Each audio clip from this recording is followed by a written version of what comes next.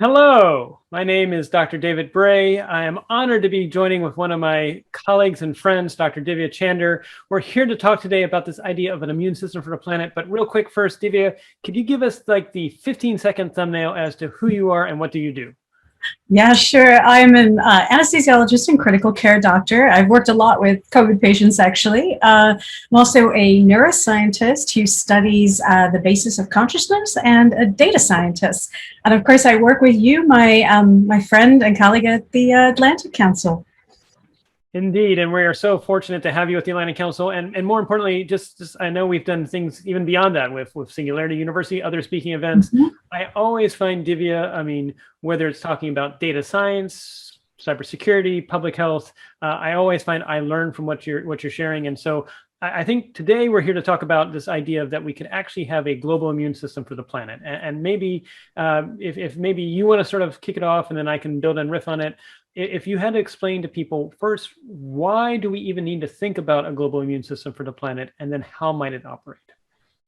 Yeah, absolutely. Well, this COVID pandemic, this was a test run. It's probably going to happen again. And it's disrupted health, economic security. It's affected the most vulnerable. Pathogens know no borders. And so we're in this together as a planet. And so the question is, can we do something to almost create the equivalent of an immune system for our planet in the same way that our bodies have their own innate immune systems? And I'm actually going to break this down in biological terms because it actually makes a lot more sense. So our immune systems, human immune systems, but actually most organisms on this planet have two kinds of immune systems. One is this more innate immune system. It's this sort of background surveillance system. It's an older system.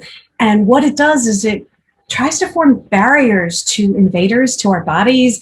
It recognizes that things are foreign or other coming in, and it generally mobilizes defenses to the site of entry. And it kind of contains these invaders and deactivates them. This is something that we might be able to apply on a more general level to surveilling our planet for these kinds of things that potentially are harmful to humans. But then we have this adaptive immune system that is really, really specific for a particular kind of invader. And our bodies go through this entire sequence in which things that are recognized to be other than us are presented, and we form specific defenses. And what would be so interesting is if we can marshal both the artificial and the more biological aspects of our entire interconnected globe to create this kind of early warning system for the entire planet. Well said. And if I could build on what you said and make it sort of give some historical precedent that this is possible for the listeners. Back in 2000, I signed up for a little known program called the Bioterrorism Preparedness Response Program. We were only 30 people in the United States. We worked at the Centers for Disease Control, which itself at the time was 15,000 people. So we were 30 people in the basement that were there if a really bad day happened. And every 6 months or so, Congress said we were a Cold War relic that did not need to exist. It was scheduled weeks in advance for me to give a briefing to the CIA and the FBI as to what we would do technology-wise if a really bad day happened. That briefing just happened to be scheduled in advance for September 11th, 2001 at 9 o'clock in the morning. Of course, unfortunately, 8:34, tragedy hit. We piled computers into cars and we dealt with the response to both New York and DC. Didn't sleep for about 3 weeks, stood down from high alert on October 1st. Flew up to Langley to actually brief the CIA on October 3rd, only to then fly back to Atlanta and have the first case of anthrax show up on October 4th. And I jokingly said, I will never brief you guys again because bad things happen. But I raise that because one of the things that we did in the bioterrorism program before 9/11, and we also did afterwards, was anytime there was a VIP event, perhaps the president is speaking somewhere, perhaps there's an assembly of a lot of different heads of state, we would go in about 3 or 5 days in advance. And we'd establish what the baseline looked like. That baseline would include what is the normal rates for school absenteeism? What's the normal rate for 911 calls? What's the normal rate for, in terms of over-the-counter drugs, medications, especially medications that involve either respiratory distress or gastrointestinal distress? And you'd establish what that normal baseline would look like. And then when the VIP event would happen, if all of a sudden you saw a spike, it's not saying guarantee there's a bioterrorism event, but it's enough to make you go, something's going on here. And so one of the things that we saw at the time when that happened was when it was It was after 9/11, but we were doing a VIP event. We actually had a case where it was a big sporting event, and all of a sudden we saw a spike right after the sporting event in gastrointestinal medication sales. Now, the good news is that wasn't because of a bioterrorism event. It was just because of what people ate after the Super Bowl events that happened. But I raise that because when that happens and you see that spike, it's still telling you something that's important. Later, when it was 2003, we did actually know about severe acute respiratory syndrome about 5.5 months before China said anything, and we knew because of two ways.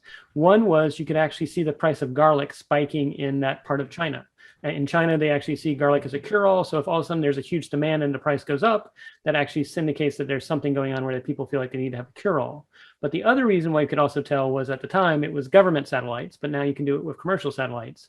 We saw patterns of life change. So we weren't tracking any one person. We weren't trying to actually, do surveillance on people in terms of individual people. It was just general patterns of life, and we could actually see that people weren't going to factories, people were going to hospitals. And sure enough, when you look at what happened with COVID-19, price of garlic spikes, and sure enough, people stop going to factories and workplaces, and they're going to hospitals as well. So I'll hand this back to you, Divya.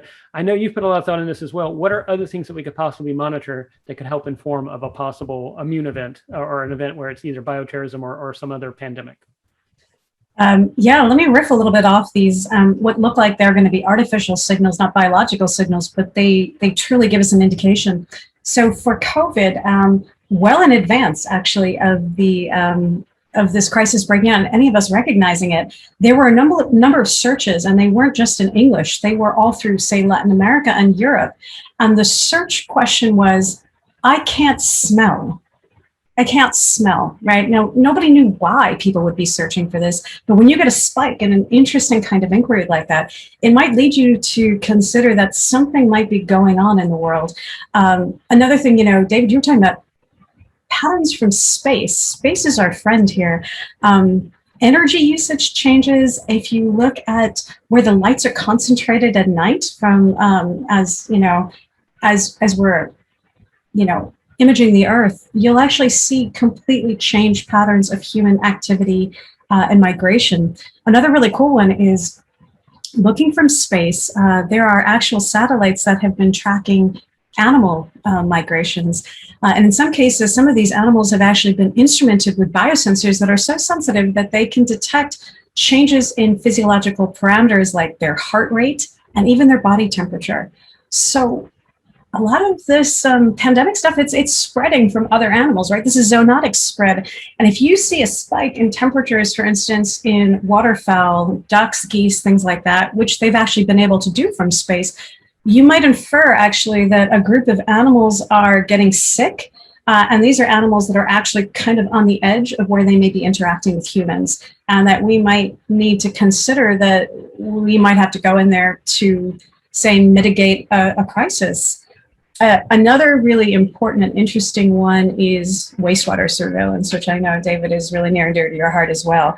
Wastewater surveillance is a very interesting and cool thing. One, what you do is, everything we flush down our toilet actually contains evidence, and a lot of people don't realize that they're shedding virus in their feces.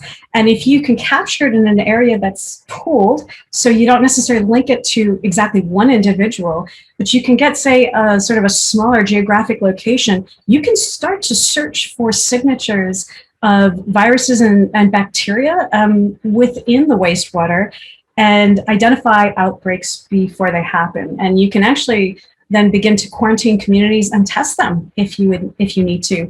And it turns out when they went back and looked at wastewater, they were able to detect the SARS-CoV-2 genome within the wastewater in both Spain and Italy as far back as October, November of 2019.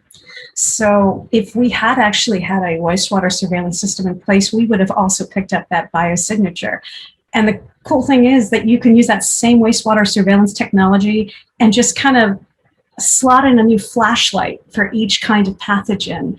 And it doesn't take very much. And then you can actually search for other pathogens at the same time. Well said. And I think you also, I appreciate you stress that we're talking about pooling. So it's not going to say it's a specific person, because we don't really want to have it be specific people. We still value individual freedoms, individual choice, and civil liberties, but it's also about collective health. And so the idea is, if you pool it at the neighborhood level or something like that, you're not saying it's specifically this house. It's just that knowing in this neighborhood there's something that goes on that is of common concern. And I think the same thing is true when we talk about assets from space. It's about patterns of life versus individuals. Another colleague, Dr. Rita Caldwell, who was also involved in response to 9/11, she's actually looking at picking up indications of cholera from space as well. So that's just another sign of other public health outbreaks that can be detected. And I raise that because it is going to be a case as to how we use these technologies in a way that still embraces individual choice, individual freedoms. And it's also recognizing that, people might say, well, COVID-19, supposedly 1 in 100 a year event, is this going to happen again with more frequency? I think what I would say, and then I'd be interested in your thoughts too, Divya, is that there's two things. One, the supposed 1 in 100 year events seem to be increasing in frequency, and it may be partly because of climate change, and may also be how we humans have changed the planet. But now we're in the era in which humans have left a dramatic impact on the planet, and we are connected now more than ever. I would say things that seemed like once in a century pandemic might occur with increasing frequency. And so if we can get ahead of that, that's great. But the other reason is, the good news is, as I tell people, personalized medicine is coming. Mm-hmm. Personalized medicine is coming, which means, at least 2 of the vaccines that are being used in the United States were both designed in a computer and printed nucleotide by nucleotide, which is great. I mean, that's something you could not have done when SARS happened in 2003. It took more than 3 years to get a vaccine there, whereas we got vaccines within a year. But when you can design something in a computer, test it, and then actually print it nucleotide by nucleotide, yes, in this case, it was used as a force for good. But what happens if someone says, I'm really angry, or I really want to do something, that's disruptive? And so if we're going into an era in which we don't have to worry about not just natural pandemics and natural pathogens, but people that are just disgruntled that actually want to release this, and maybe they don't want to take out everybody, but they just want to take out a certain group, we're going to need these equivalents of smoke alarms and fire alarms for the planet. But I'd be interested in your thoughts too, Divya, as to why this is an imperative now for us to lay the groundwork for this future. Yeah, wow, you said a lot of things. So let me see if I can break this into 3 things I heard. One is that we can potentially use a proliferation almost of connected IoT devices. As we know, there are at least 3 to 5 times as many IoT devices that are online now as there are humans on this planet. And that's in 2021. That's an exponential curve. And soon, I would say IoT devices are going to be swarming around us, almost like nanopathogens in the environment. Every single one of those has the capacity to take a signal and move it to a location in which that signal can be processed and identified to create an answer. So we can either process this information centrally, or as our computing power increases via Moore's law. And by the way, with the advent of things like neuromorphic computing, which means chips are being designed to compute as efficiently as your brain, and your brain uses the processing power of a dim light bulb to do all the work that it does. That's how efficient your brain is. It has a lot of noise, but it's really efficient. So we have neuromorphic computing come online. And then IBM recently created transistors that were so small, they were smaller than strands of DNA, and they were able to pack 50 billion of these transistors onto a chip the size of a fingernail. So what does that mean for normal people? Everybody keeps upgrading their smartwatches, their phones, laptops, you name it. All these smart devices, your Nest, your nanny cam, whatever you've got working at the edge is going to have this exponential increase in computing power. That's going to enable AI to happen at the edge. So we can use algorithms to actually maybe detect that there is a pathogen in your environment. I don't know, David, maybe your son brought something home, and all these integrated devices you have might give you an answer. What might be interesting about that is that that information doesn't have to go anywhere else if you don't want it to, right? If we create those systems in the right way, we can protect your privacy. So again, theme 1 is this proliferation of IoT devices, and how can we use this in the service of creating this immune system for the planet, and how do we create the underlying networks that still protect civil liberties as we do that? The second thing is, you mentioned, is this really a 1 in a century event? And you don't think it is. And I 1,000% agree with you. I think the 2 big trends that are really going to drive this are climate change, as you mentioned, and here's another example. The permafrost is melting, and with that permafrost are pathogens, viruses that are so ancient. They are millions of years old. We don't have an adaptive immune system that knows how to deal with them. And in the name of research, there have been some groups that are actually taking some of these things out of mammoths that have been buried in the ice, out of their skulls and things of that. As David mentioned, once you have a sequence, you can reprint it, right? So think of this almost as a copying machine, right? So you get the alphabet sequence. So now, one, you've exposed actual biological pathogens to an environment, to a bunch of organisms that have never seen them before. So they have evolved no mechanism to fight these off. And the second is you have a whole bunch of new codes for synthetic biology that have been created. And so let's go to that last thing you mentioned, the synthetic biology risks. I think that what might have to happen, David, are two things. One, we might need to embed almost like a nucleic acid. By the way, nucleic acids are the little alphabets that we use to create the code of life. And when we create artificial organisms by putting together this alphabet, I think it's really important that if you're actually doing this for the sake of good, maybe to create an mRNA vaccine or to create something to study it for human health, that we put a nucleic acid or this little alphabet like watermark into that synthetic organism we just created. So you can signal to other people that, hey, this one was created by the people who don't want to hurt you. And this is, if you don't see the watermark, you might actually infer that perhaps this is a sequence that's being released into the wild, perhaps maybe not to do good.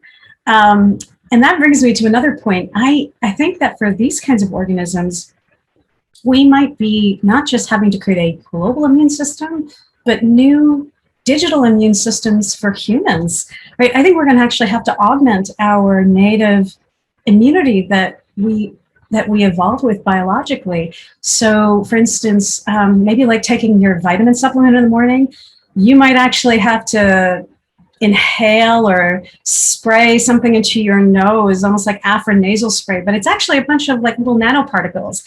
And those guys are going to go through your bloodstream and start scavenging for things that your normal immune cells were never programmed to look for.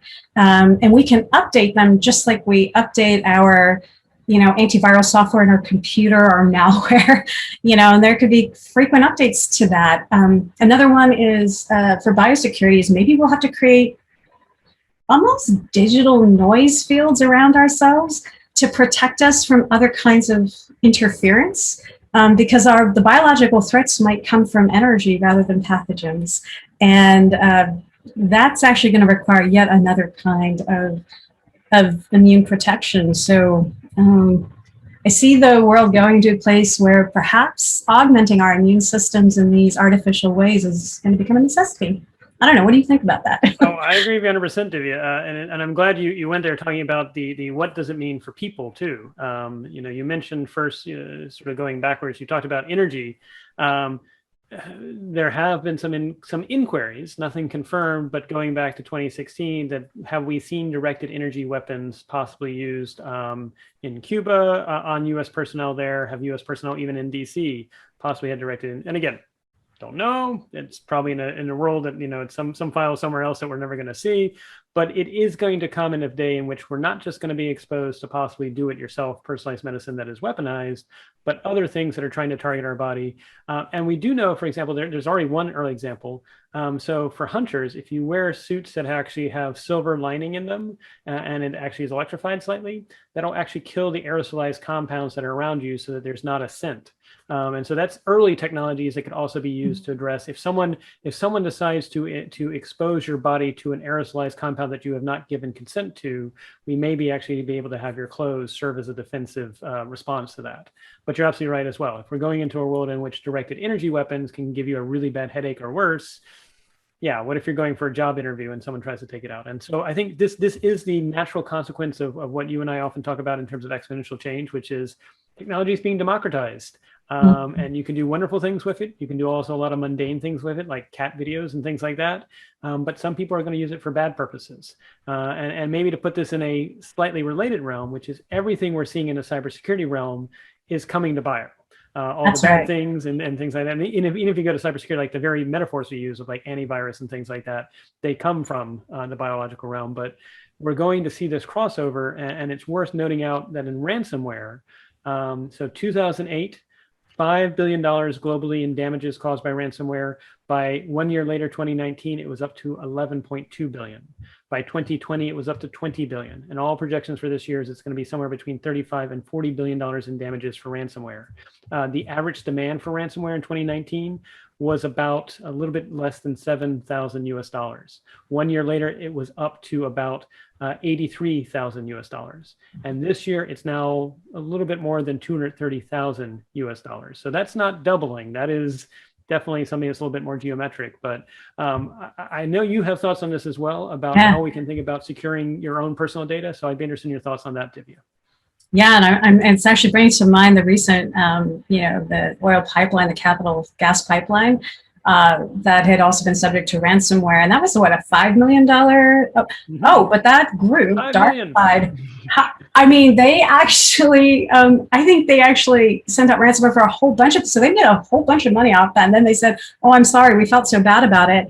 We just want to make money. We just want to make money. We don't want to hurt people. We don't want to disrupt anything.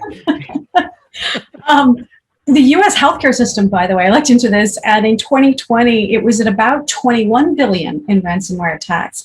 And when U.S. healthcare systems, like a hospital system, gets hacked, not only can they hold that system hostage for that ransom, but there are major consequences to people's lives, right? Cancer patients don't get their drug treatments, people can't be seen, surgeries get canceled.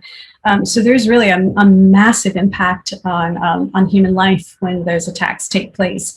And so I would say that, David, you and I probably agree that security is going to have to be a multi-pronged approach. It's going to be everything from good individual hygiene, and that's like our own devices and how we protect them, two-factor authentication, changing passwords, doing all the needed things that we have to do to protect our own devices. But also, I think at a systemic level, the internet was built on telephone protocols, right? We swap addresses so that I can call you, and you and I each have an address, and the connection understands those two addresses. And that's how the internet was built. If I find the address and I can get in, I've hacked your line. And everything that you hold near and dear that's within that address is now open.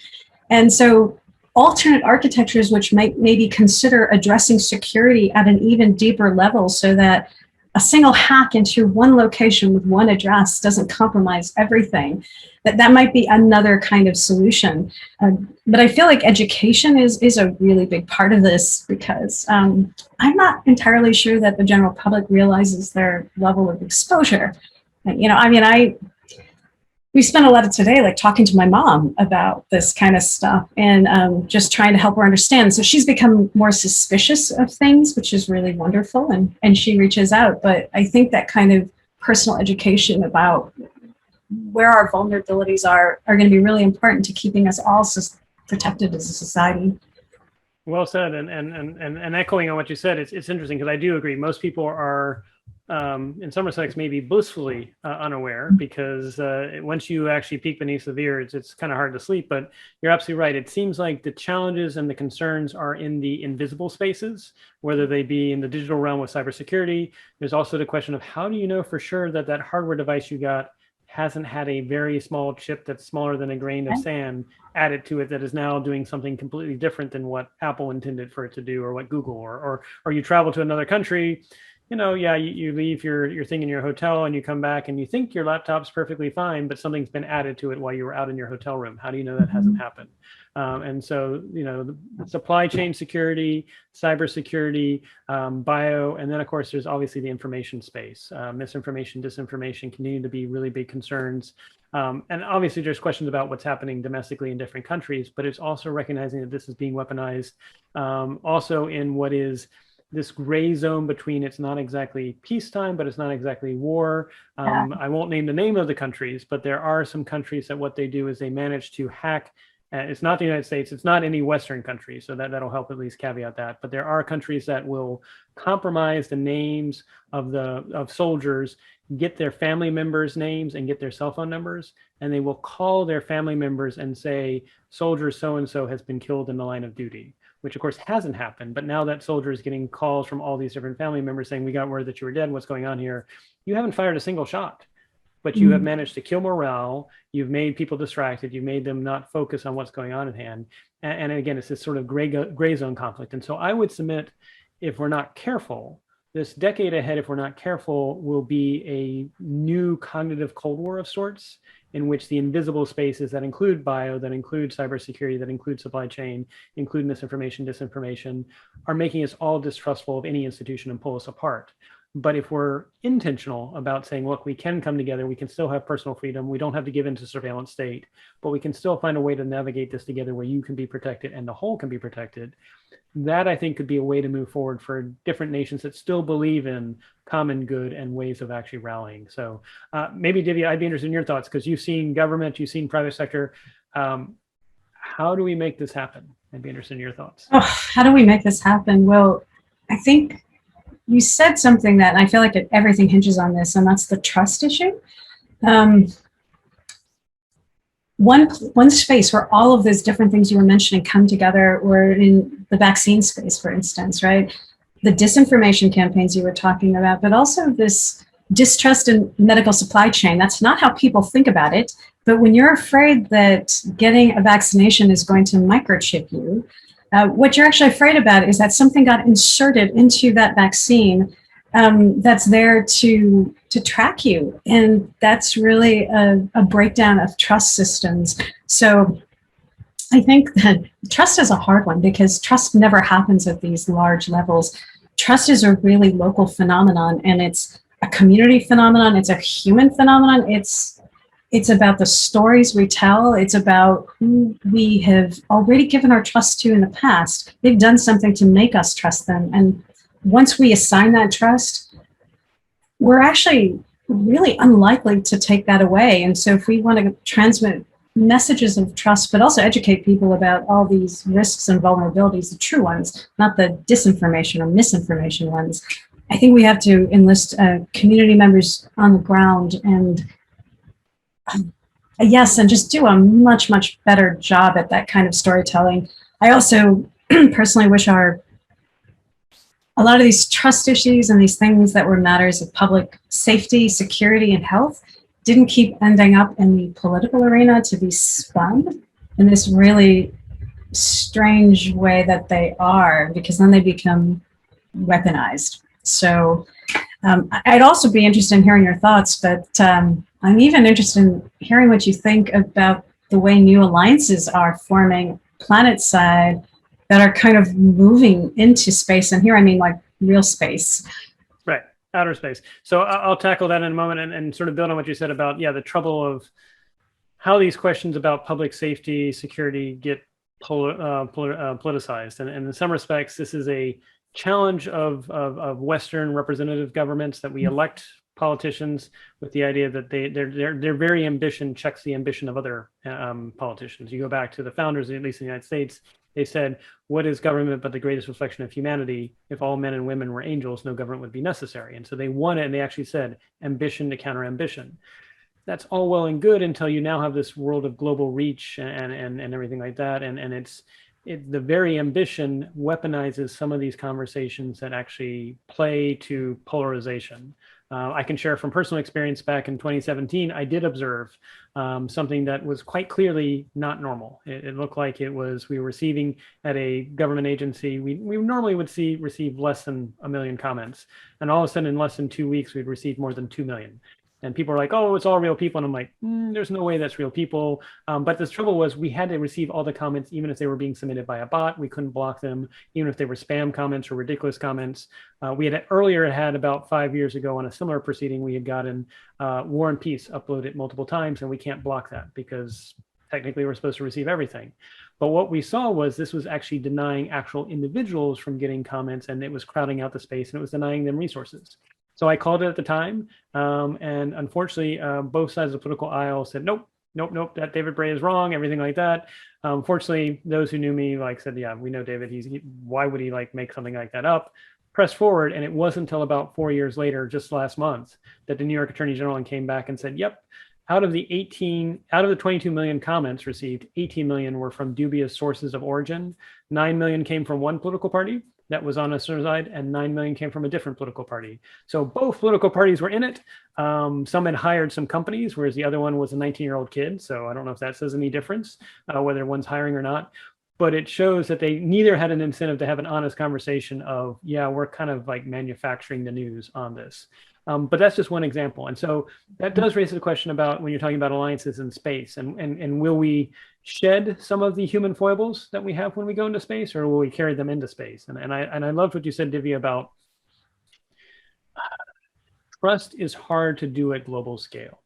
And that's partly just going back to our evolutionary roots that, back when we were, 75,000 years ago, it was our immediate family members, and it was the people we saw, and that at most you met 20 people in your lifespan that were not your immediate family members, where I would submit, barring current pandemic aside, that in normal life, you're probably meeting 20 people on a daily basis that are not your family members. And so we are in a cognitively different environment than what our brains were used to 75,000 years ago. That's why trust is hard. And so as we go to space, I am hopeful for two things. I'm hopeful that the good news is the United States is not going it alone in space, that they're very intentional about the Artemis Accords, and that we have partners going from UAE to, there's now talk about South Korea, that South Korea is going to be joining as well, and Australia.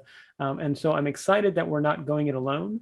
But I do wonder, because we've seen, and I'd be interested in your thoughts, where China and Russia have said that they're going to work together on a moon base. They're not part of the Artemis Accords. And then you've got folks like Bezos and Elon Musk, saying they're going to get to the moon. So how do we avoid a future in which space is only privileged, or it's just mineral extraction at the waste of actually what the sanctity of space is? I'd be interested in your thoughts, Divya, about how can we make sure the benefits of space exploration uplift everybody? I think it goes back to what you said, which was intentionality. If we just let it evolve naturally, that's exactly what's going to happen. In fact, the potential for resource extraction on the lunar surface, which involves everything to rare metals to water ice extraction, will basically give the entity that can control those resources control of what's called cislunar space, basically the part of space that's very, very close to the moon, which becomes a really good place to actually launch other missions to places like the asteroids, which are also incredibly resource rich. And if you think about this in terms of a geopolitical extension of what, for instance, China's doing on the planet, and they're not timid about telling people about it, but this Belt Road Initiative, which involves basically spreading across both land-based and sea-based trade routes. And once you control the economics, you kind of control everything, right? And that's kind of what's happening to space. It's being looked at as a resource-rich space, commercialization space. So you have these tensions, and in fact, I feel like some of the tensions where people are afraid to act out on the planet's surface are being moved to the moon, right? So you create an alliance amongst two entities that, for instance, may feel left out of other Western alliances, and perhaps they end up duking it out on the moon by extension. And that's not going to be a very good thing, because it's a very hostile environment. We're going to need a lot of cooperation. One of the things in the Artemis Accords is actually support of an astronaut that's in trouble, whether or not they're from your nation, right? Another important piece of it is actually there's a communications piece, and there's an interoperability piece. There's a data sharing piece. How do you mesh all of these things if you have these sorts of tensions in that place?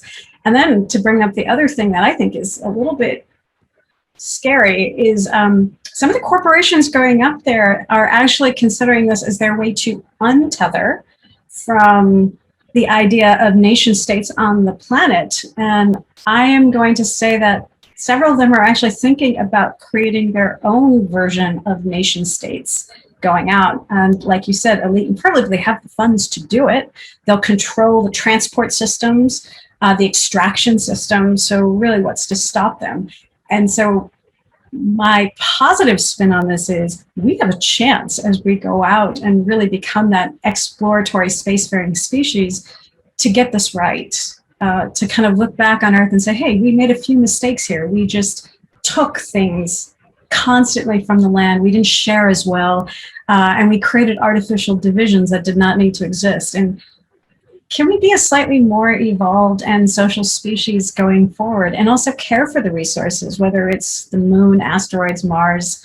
We think they're infinite. Nothing's really infinite. So well said. And maybe sort of to try and bring things to a close, because we definitely had a great journey. We've gone from bio to the world of digital and cyber to space. I think you said it quite well with space in terms of, can we demonstrate the ability to learn as a species and go beyond tribalism, especially given that the last 5 years seems to have been a resurgence of tribalism, at least in Western societies. And unfortunately, we're hearing now, of course, other countries around the world may also be having tribalistic tendencies come back. Can we have what, at least what we've heard from astronauts that have been into space, is when they turn back and they look at that pale blue dot, it's almost a sense of awe that on that planet, overview effect. Yes, exactly. And maybe what we need to do is just get a camera in space that's giving us a 24/7 image, so that whenever we're like having a heated dispute, it's just like, take a look at that image. On that pale blue dot is everyone you love, everyone you know, everyone who ever lived is on that dot. And so, yes, you may be disputing, but remember, we're all alone in the night at the moment, as far as we know. Maybe there's someone, maybe there are other things out there in the in the galaxy, but at the moment, it is us, and we're surrounded by a fairly, like you said, space is a very unforgiving place. And if we're not careful, instead of actually coming together as a planet, we may pull ourselves apart. But so we've just created the new VR experience, right? I help to give everybody this sort of sense of interconnectedness, of awe, of wonder. It's so beautiful. It's a scary place, but it's so stunningly beautiful. And you really see the Earth as such a precious jewel without a single boundary. Well said. And yes, what we need to do is engineer for all. Maybe if we can do that, if we can have the combination through narratives, conversations, virtual reality. The fact that, again, I miss when we were able to break bread together before the pandemic, Divya, but I always enjoy these conversations with you. I want to give thanks and to all our listeners as we try to encourage people at the Atlantic Council. Please be bold, please be brave and benevolent for the future ahead. Thank you. Thank you.